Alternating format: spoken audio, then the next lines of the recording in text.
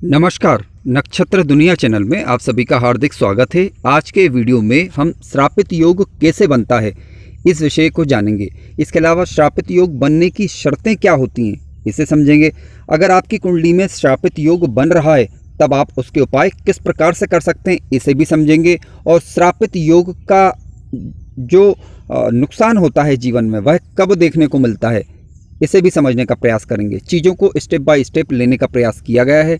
यदि आप चैनल पर नए हैं तो चैनल को सब्सक्राइब अवश्य कर लें। आइए शुरू करते हैं। जब कभी भी कुंडली के किसी भी भाव में शनि और राहु एक साथ युति बनाकर बैठते हैं तब श्रापित योग बनता है। फिर से सुनिए, जब कभी भी कुंडली के किसी भी भाव में शनि और राहु एक साथ बैठते हैं तब श्रापित योग बनता है। इसके नुकसान जीवन में देखने को मिलते हैं। अलग अलग भावों में ये अलग अलग प्रकार के नुकसान दे सकता है। इसे अभी हम एक एक करके समझने का प्रयास करेंगे। मित्रों, ध्यान रखें कि यदि किसी भी भाव में शनि और राहु एक साथ बैठे हों तो इसका ये मतलब बिल्कुल नहीं कि वह श्रापित योग आपको नुकसान देगा ही। अब ये श्रापित युति बन रही है या नहीं बन रही है इसे कैसे चेक करेंगे, आइए पहले इसे समझने का प्रयास करते हैं। आइए सबसे पहले समझ लेते हैं श्रापित योग की शर्तें। यदि आपकी कुंडली में श्रापित योग बन रहा है यानी शनि और राहु की युति बन रही है तब वह आपको नुकसान देगी अथवा नहीं देगी, इसे कैसे समझेंगे। देखिए, जब कभी भी किसी भाव में शनि और राहु एक साथ बैठते हैं तब आप उनके मध्य डिग्री अंतर चेक कर लीजिए।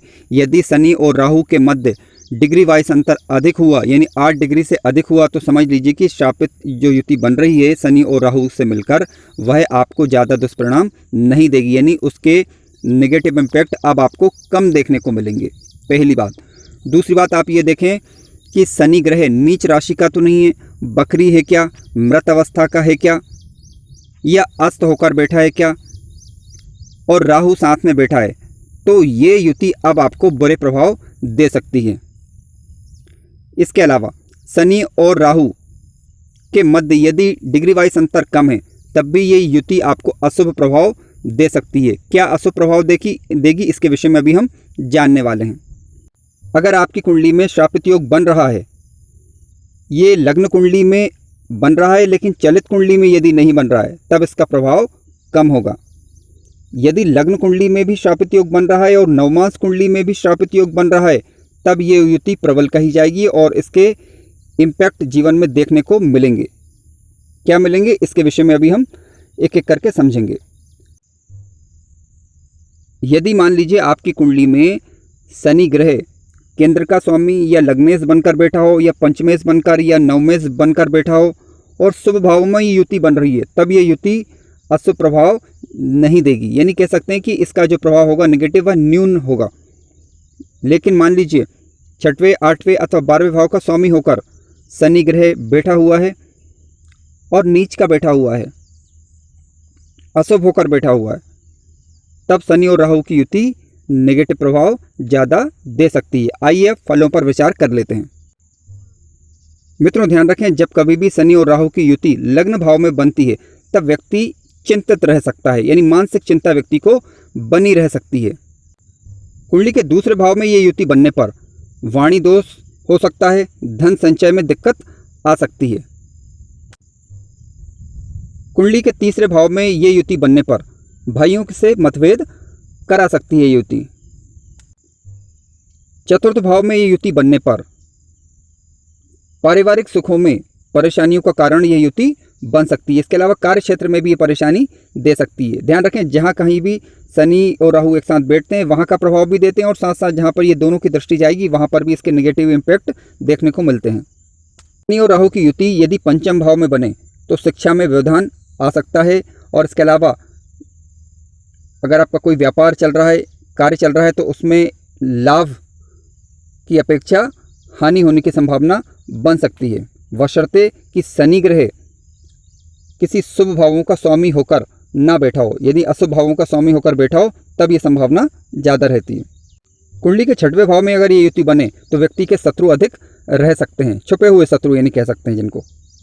सप्तम भाव में ये युति बनने पर दाम्पत्य जीवन में परेशानी देती है। इसके अलावा साझेदारी के कार्यों में भी परेशानी उत्पन्न होती है। कुंडली के अष्टम भाव में अगर ये युति बनती है तो इससे जीवन साथी की वाणी उग्र हो सकती है। हालांकि शनि अगर अष्टम भाव में बैठेगा, क्योंकि भाव कारक ग्रह होता है, तो यहाँ पर व्यक्ति के जीवन को लंबा करने का कार्य करता है। इसके विपरीत शनि के राहु की बात करें तो राहु के नेगेटिव इम्पैक्ट यहाँ पर माने गए हैं। राहु यहाँ पर आकस्मिक दुर्घटनाओं का कारण बनता है, परंतु शनि के कारण व्यक्ति का जीवन फिर भी लंबा रहेगा। अगर ये युति कुंडली के 90 भाव में बने तो ये व्यक्ति के भाग्य में परेशानी और पिता को कष्ट दे सकती है। 10वें भाव में युति बनने पर व्यक्ति के कार्य क्षेत्र में परेशानियों का कारण बन सकती है। कुंडली के 11वें भाव में यानी लाभ भाव में तो सारे ग्रह लगभग अच्छा फल देते हैं, लेकिन शनि और राहु जब कभी भी दोनों एक साथ मिलकर 11वें भाव में बैठेंगे तो ये लाभ तो देंगे, लेकिन बुरे कार्यों से लाभ प्राप्ति के योग निर्मित कर देते हैं। शनि और राहु की 12वें भाव में युति ठीक नहीं मानी गई। देखिए 12वें भाव में जब कभी भी शनि और राहु की युति बनती है तो व्यक्ति के बुरे कार्यों के प्रति लगाव हो सकता है, यानी अनैतिक संबंध हो सकते हैं यहाँ पर। हालांकि यहाँ पर आपको लग्नेश की स्थिति पर भी विचार कर लेना है। लग्नेश यदि शुभ भावों में बैठा हुआ है तब इस प्रकार की संभावनाएं कम हो जाती हैं। आइए श्रापित दोष के कुछ उपायों पर विचार कर लेते हैं। यदि मान लीजिए आपकी कुंडली में श्रापित दोष बन रहा है और उसके नेगेटिव इम्पैक्ट देखने को मिले, तभी आप ये उपाय करें, अन्यथा उपाय करने की आवश्यकता नहीं है। उपाय किस प्रकार के हो सकते हैं? देखिए चंदन का तिलक लगाएं। चंदन का तिलक लगाने से लाभ देखने को मिलता है। गायत्री मंत्र का आप जप कर सकते हैं। गायत्री मंत्र के जप करने से भी श्रापित दोष से मुक्ति मिलती है।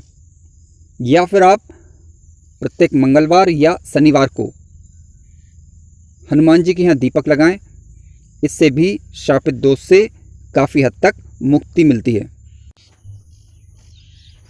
मित्रों, श्रापित योग के लिए आप अन्य उपाय भी कर सकते हैं, जैसे कि भगवान शिव को आप प्रति सोमवार, कम से कम प्रति सोमवार को भगवान शिव को दुग्ध मिश्रित जल से आप उनका अभिषेक करें। काफ़ी हद तक श्रापित दोष से मुक्ति इसमें मिलती है। क्यों? क्योंकि देखिए शनि ग्रह भी कह सकते हैं, शनिदेव भी भगवान शंकर की उपासना करते हैं, उनको अपना गुरु मानते हैं। इसके अलावा राहु भी भगवान शिव की उपासना करता है।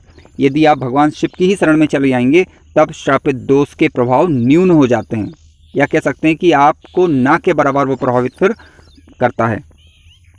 तो इससे घबराने की आवश्यकता नहीं है। मित्रों, कार्यक्रम को मैंने संक्षिप्त रूप में बनाने का प्रयास किया है ताकि कार्यक्रम ज़्यादा बड़ा ना हो। हालांकि इस पर अगर विचार किया जाता है तो काफ़ी लंबा ये कार्यक्रम हो सकता था। फिर किसी अन्य दिन अन्य वीडियो पर इसके विषय में विस्तृत चर्चा की जाएगी। यदि आपको कार्यक्रम अच्छा लगा हो तो वीडियो को लाइक अवश्य करें और चैनल पर नए हो तो सब्सक्राइब भी कर लें। धन्यवाद।